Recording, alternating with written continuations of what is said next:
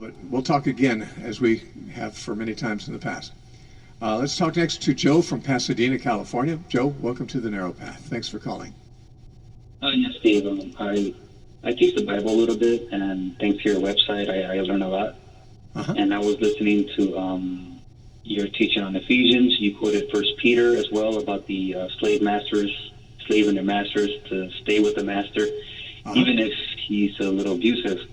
And you weren't talking about marriage, but it made me wonder what kind of advice would you give someone when their marriage there's physical abuse, and with that verse in mind, and as well, a lot of women complain that churches don't do enough when it comes to this, and they tend to side with the man a lot of times, and we also want to keep the marriage. So how do you know when to say stick it out and when to basically call the police? Yeah. Well, I believe that anyone who's a victim of criminal assault has every right to escape from that situation. And a woman is indeed physically abused in a way that is realistically hazardous to her life or her children's lives, then I think she'd be very remiss to stay there.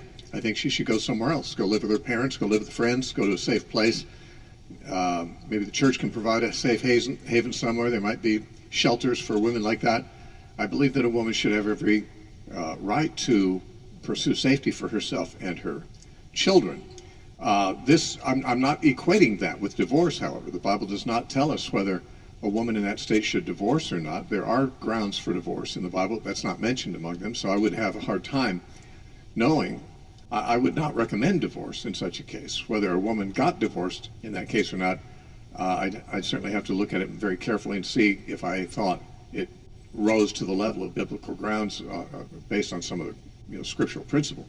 But I have no doubt that when Jesus said to his disciples, if they persecute you in one city, flee to the next.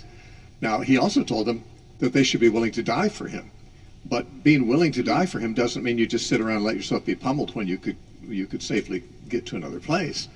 So, I think sometimes women, unfortunately, have been killed by their husbands. And the husband should be put to death for that. It's a murder. Obviously, men are not permitted to kill their wives, and frankly, they should not be willing to pummel or abuse their wives physically.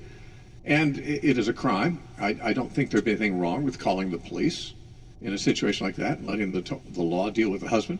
But I also think maybe in addition or instead, a woman could just go live somewhere else. I'm not saying that's easy, but it might be easier than being beat to death.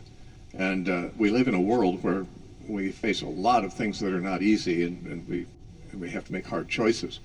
But again, there's nothing in that situation that I know of that would require her to divorce the husband, or in an alternative situation where a husband's being abused by the wife.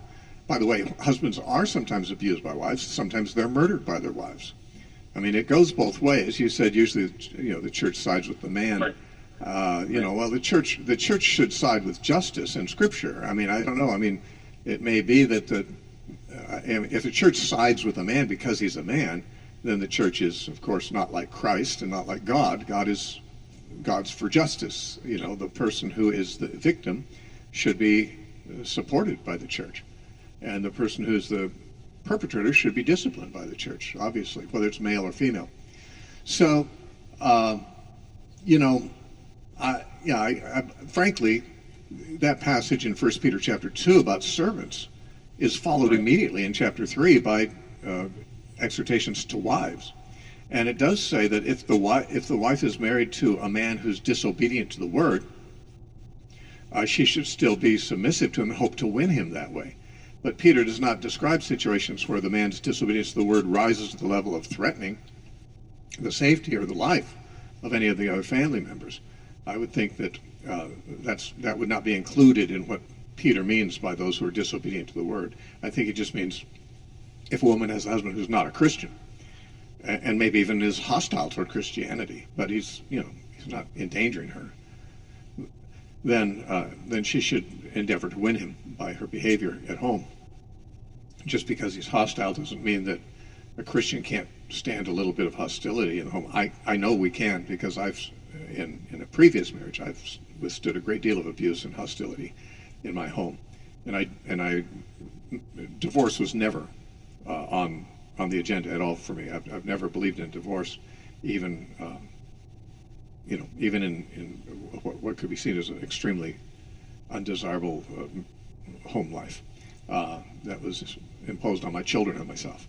But anyway, I didn't divorce.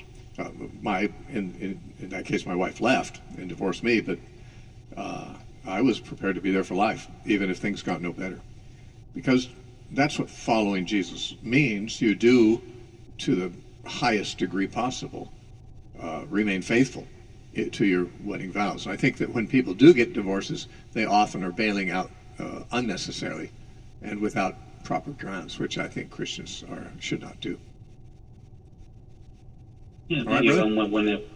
when I said side with the man, I meant to say more, because usually the man has a position in church, so they tend to side with the guy with a deacon or whatever. Yeah. But yeah, Well, you're in the wrong church. Yeah, you're in the wrong church. I mean, I hear that. I see that in comments when I hear it. But thank you for the your answer. Okay, Jose. God bless you, man. Bye now. All right.